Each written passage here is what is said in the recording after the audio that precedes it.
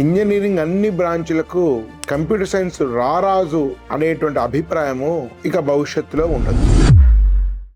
IIT Hyderabad director అయినటువంటి మూర్తి గారు కానీ, ఐఐటి మద్రాస్ ప్రస్తుత డైరెక్టర్ కానీ, అనేక మంది ఐఐటిల యొక్క సీనియర్ మోస్ట్ ప్రొఫెసర్స్ డీన్స్ ఇదే మాటను మళ్ళీ చెప్తున్నారు అనే విషయాన్ని మనం లోతుగా చర్చిద్దాం మిత్రులారా. ఇది చాలా ఇంపార్టెంట్ వీడియో కాబట్టి మ్యానుఫ్యాక్చరింగ్ ఇండస్ట్రీలో అభివృద్ధి కాకుండా ఇండియా అభివృద్ధి కాదు, విశ్వగురు కాదు అని స్వయంగా ఐఐటి హైదరాబాద్ డైరెక్టర్ నాకు ఇచ్చిన ఇంటర్వ్యూలో చెప్పడం జరిగింది. సో స్పేస్ ఇండస్ట్రీలో ఇస్రో సాధిస్తున్న అద్భుతాలు మనకు తెలియంది కాదు. భారత్ కా ప్రైవేట్ స్పేస్ టాలెంట్ పూరీ దునియా మే అప్నీ అలగ్ పహచాన్ బనా రహా है.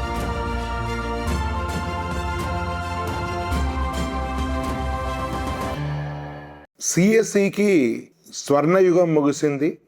సిఎస్సి యొక్క మోనోపలి అంతరించబోతుంది. ఇంజనీరింగ్ అన్ని బ్రాంచ్లకు కంప్యూటర్ సైన్స్ రారాజు అనేటువంటి అభిప్రాయము ఇక భవిష్యత్తులో ఉండదు. ఆ మాటకు వస్తే ఇప్పుడే లేదు.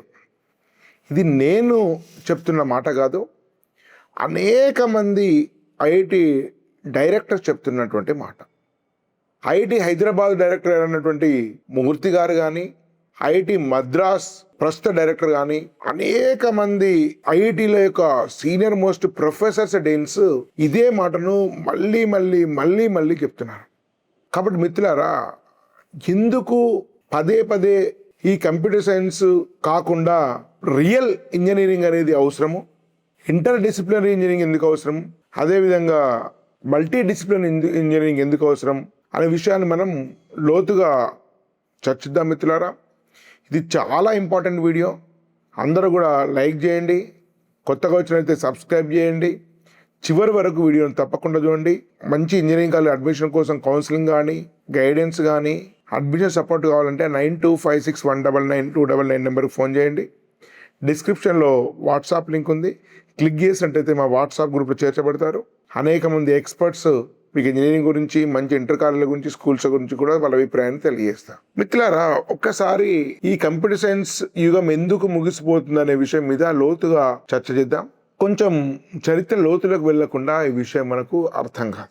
90s తర్వాత మెల్లిగా మొదలైనటువంటి కంప్యూటర్ సైన్స్ విప్లవము 2000 తర్వాత పతాక స్థాయికి చేరింది.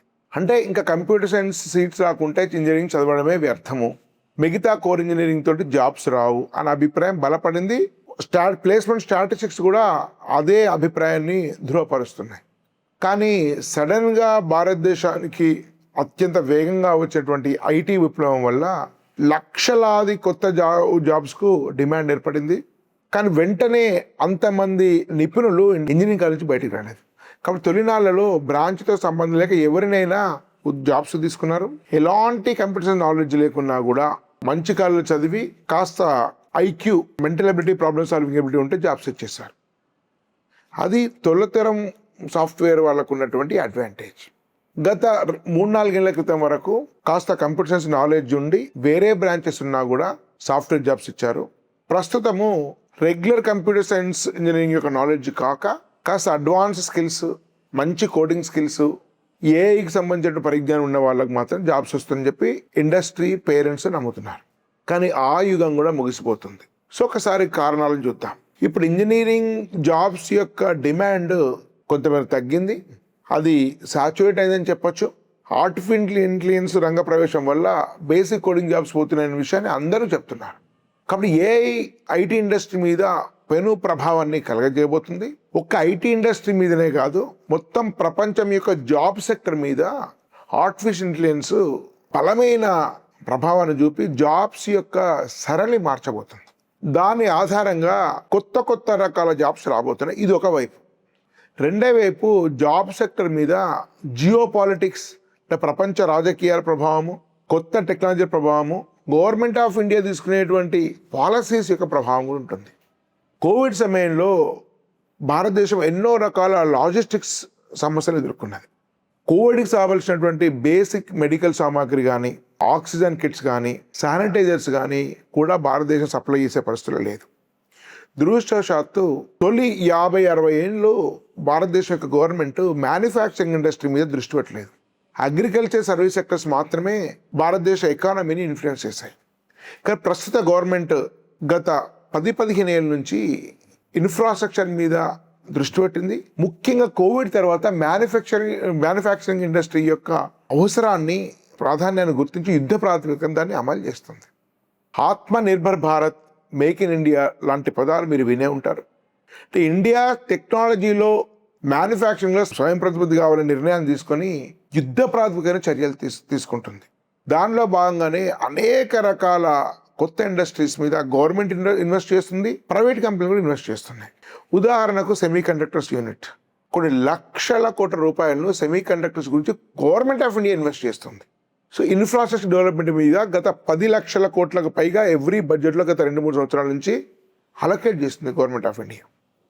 అదేవిధంగా డిఫెన్స్ సంబంధించినటువంటి ఎక్విప్మెంట్స్ అన్నీ కూడా వీలైనంత వరకు దేశంలోనే తయారు చేయాలనుకున్నది. చాలామంది రఫేల్ గురించి వినుంటారు, ఎయిర్ క్రాఫ్ట్స్ గురించి, ఫ్రాన్స్తో జరిగిన డీల్ గురించి. కానీ దానిలో ఎక్కువ ఫ్లైట్స్ను బెంగళూరులోనే, ఇండియానే మ్యానుఫ్యాక్చరింగ్ చేసే విధంగా ఫ్రాన్స్ గవర్నమెంట్ తోటి, రఫేల్ కంపెనీ తోటి అగ్రిమెంట్ అయింది. హెచ్ఏఎల్కు ఆ కాంట్రాక్ట్ని అప్పగించారు. హాదిబట్ల హైదరాబాద్లోనే టాటా ఏవియేషన్ ఇండస్ట్రీ వచ్చింది. సో స్పేస్ ఇండస్ట్రీలో ఇస్రో సాధిస్తున్న అద్భుతాలు మనకు తెలియంది కాదు. भारत का प्राइवेट स्पेस टैलेंट पूरी दुनिया में अपनी अलग पहचान बना रहा है. కాబట్టి మిత్రులారా, అనేక విధాలుగా government of India core engineering sector మీద, మ్యానుఫ్యాక్చరింగ్ ఇండస్ట్రీ మీద దృష్టి సారించింది. మ్యానుఫ్యాక్చరింగ్ ఇండస్ట్రీ పెరుగుతూనే కోర్ ఇంజనీరింగ్కు అవకాశాలు పెరుగుతుంటాయి. కాబట్టి మ్యానుఫ్యాక్చరింగ్ ఇండస్ట్రీలో అభివృద్ధి కాకుండా ఇండియా అభివృద్ధి కాదు, విశ్వగురు కాదని స్వయంగా ఐఐటి హైదరాబాద్ డైరెక్టర్ నాకు ఇచ్చిన ఇంటర్వ్యూలో చెప్పడం జరిగింది. సో మీలాంటి మాట మా లాంటి పేరెంట్స్ అందరికి కూడా ఒక వేదవాకు, దైవాక్ లాంటిది. మనము డెవలపింగ్ కంట్రీ అని మాట్లాడుతున్నాం. మన ప్రైమ్ మినిస్టర్ గారు మనము వికసిత్ భారత్ గురించి బాగా మాట్లాడుతుంటారు. 2047లో when India is going to complete 100 years of independence, మనం ఒక డెవలప్డ్ నేషన్గా, వికసిత్ భారత్గా, అలాగే దానికి ముందుగా ఫస్ట్ సెల్ఫ్ సస్టైనబుల్గా, ఓకే, ఆత్మనిర్భరత అనే దాని గురించి ఆయన కాల్ ఇచ్చారు. సో ఆత్మనిర్భరత నెమ్మదిగా ఒక వికసిత్ భారత్ అయ్యి మనము ప్రపంచంలోనే డెవలప్డ్ నేషన్స్లో మనం కూడా ఒకళ్ళం అని అవ్వాలి అనుకుంటే ఒక్క సాఫ్ట్వేర్లో పవర్తో మనం అవలేము సార్. ఏ కంట్రీ అయినా తీసుకోండి, అది అమెరికా అయినా తీసుకోండి, ఈవెన్ తైవాన్ తీసుకోండి. సో వీళ్ళందరూ ఒక మ్యానుఫ్యాక్చరింగ్ పవర్తో వాళ్ళు పైకి వచ్చిన వాళ్ళు. ఇదే మాటను ఈ మధ్య కాలంలో ఐఐటి మద్రాస్ డైరెక్టర్ పదే చెప్తున్నారు. కాబట్టి ఇక భవిష్యత్తులో కేవలం కోర్ ఇంజనీరింగ్ కూడా ఉండదు. కంప్యూటర్ సైన్స్, ఆర్టిఫిషియల్ ఇంటెలిజెన్స్ యొక్క అప్లికేషన్స్ కోర్ ఇంజనీరింగ్లో ఉండే విధంగా ఇంజనీరింగ్ ఉంటాయి. వాటినే మల్టీ డిసిప్లినరీ అంటున్నాం. కొన్ని సందర్భాల్లో ఇంటర్ డిసిప్లినరీ కోర్సెస్ కూడా వస్తున్నాయి, మేజర్, మైనర్ అని కూడా వస్తున్నాయి. ఈ దృష్టి ఆల్రెడీ చాలామంది ఐఐటి బిట్స్ పిలాని యొక్క డైరెక్టర్స్కి ఎప్పటి నుంచో ఉంది, మనం మాత్రమే గ్రహించలేదు. ఉదాహరణకు ఐఐటి హైదరాబాద్లో బీటెక్ ఇంజనీరింగ్ సైన్స్ అనే డిగ్రీ ఉంది. 2 years అన్ని రకాల బ్రాంచ్లు నేర్చుకుంటారు, నెక్స్ట్ 2 years స్పెషలైజేషన్ ఉంటుంది. ఇది దేశంలో ఎక్కడా లేదు. మీరు బిట్స్ పిలానీలో చూస్తే మీకు ఇంటిగ్రేటెడ్ డ్యూయల్ డిగ్రీ కోర్స్ ఉంది. BTech engineering plus maths, physics, chemistry, biology ఉంది. ఆలోచించండి, మీరు ఎంపీసీ చదివి బీటెక్ చేసి ఎంఎస్సీ బయాలజీ అవుతారు. ఎందుకుంది? బయాలజికల్ సైన్స్లో కూడా ఇంజనీరింగ్ అప్లికేషన్స్ అవసరం పడతాయి. భవిష్యత్తులో ఇంజనీరింగ్లో బ్రాంచెస్ ఉండవు, కేవలం ఇంజనీరింగ్ మాత్రమే ఉంటుంది, ఇంటిగ్రేటెడ్ ఇంజనీరింగ్ ఉంటుంది. కాబట్టి ఈ బ్రాంచ్ నాది, ఇంకో బ్రాంచ్తో సంబంధం లేని పరిస్థితి ఏమాత్రం ఉండడానికి అవకాశమే లేదు. ఉదాహరణకు అగ్రికల్చర్ ఇంజనీరింగ్ చూడండి, ఎంపీసీ బైపీసీ ఇద్దరు చదువుతారు. బయోటెక్నాలజీ ఇంజనీరింగ్ ఎంపీసీ బైపీసీ ఇద్దరికి పనిచేస్తుంది. ఫుడ్ టెక్నాలజీ ఇద్దరికి సంబంధించిన ఇంజనీరింగ్, బయోమెడికల్ ఇంజనీరింగ్. కాబట్టి మిత్రులారా, ఇంజనీరింగ్ అనేది తన పరిధిని పెంచుకుంటుంది. కాబట్టి మిత్రులారా, భవిష్యత్ అంతా కూడా ఏ ఇండస్ట్రీలో అయినా కూడా అనేక ఇంజనీరింగ్ గ్రూప్స్ కలవాల్సి ఉంటుంది. ఉదాహరణ మెకాట్రానిక్స్ ఉంది, మెకానికల్, ఎలక్ట్రానిక్స్, కొద్దిపాటి ఎలక్ట్రికల్ ఇంజనీరింగ్ ఉంటుంది. సో అదేవిధంగా బయోటెక్నాలజీలో బయాలజీ ఉంటుంది, కెమిస్ట్రీ ఉంటుంది, అదర్ కెమికల్ ఇంజనీరింగ్ ఉంటుంది, మెకానికల్ ఇంజనీరింగ్ ఉంటుంది, అనేక రకాల విషయాలు ఉంటుంటాయి. సో ఇట్లా అనేక రకాల, ఉదాహరణకు రోబోటిక్స్ ఇంజనీరింగ్, డ్రోన్ ఇంజనీరింగ్, ఇలా మెకానికల్, ఎలక్ట్రికల్, ఏవియేషన్ ఇంజనీరింగ్, ఇవన్నీ కూడా ఉంటాయి. సో ఏరోస్పేస్లో కూడా మెకానికల్ అవన్నీ కూడా ఉంటుంటాయి. సో మెకానికల్, ఏరోస్పేస్ ఇట్లాంటివన్నీ. సో భవిష్యత్తు అంతా కూడా డ్రోన్ ఇంజనీరింగ్కు బాగా డిమాండ్ రాబోతుంది. ఇండియా డ్రోన్ ఇంజనీరింగ్లో R&D మీద కూడా చాలా పెద్ద ఎత్తున ఇన్వెస్ట్ చేస్తుంది.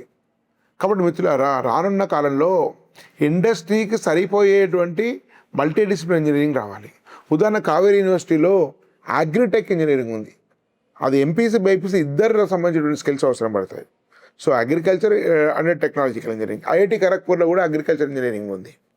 సో మీరు ఐఐటి కావేరీ యూనివర్సిటీ చూస్తే మీరు అగ్రికల్చర్ కానీ అగ్రికల్చర్ ఇంజనీరింగ్ కూడా ఎలక్ట్రికల్ ఇంజనీరింగ్ ల్యాబ్ ఉంటుంది, ఎలక్ట్రానిక్స్ ఇంజనీరింగ్ ల్యాబ్ ఉంటుంది, మెకానికల్ ఇంజనీరింగ్ ల్యాబ్ ఉంటుంది.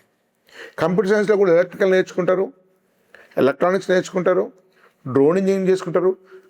మల్టీ డిసిప్లినరీ ఇంజనీరింగ్ మీద కావేరీ చేసినంతటువంటి గొప్ప వరకు ఈ మధ్యకాలంలో వచ్చినటువంటి ఏ యూనివర్సిటీ కూడా చేయలేదు.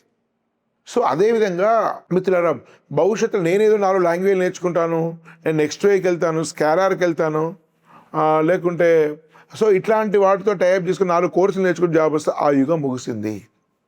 మీరు కంప్యూటర్ సైన్స్ అనేది necessary but not sufficient. So computer science యొక్క పరిజ్ఞానం అవసరము. దాంతోపాటు ఈ కంప్యూటర్ సైన్స్, ఆర్టిఫిషియల్ ఇంటెలిజెన్స్ ఏ డొమైన్లో కలిసి పనిచేస్తానే దాని మీద దానికి అనుగుణంగా ఏదో ఒక దానిలో స్పెషలైజేషన్ ఉండాలి.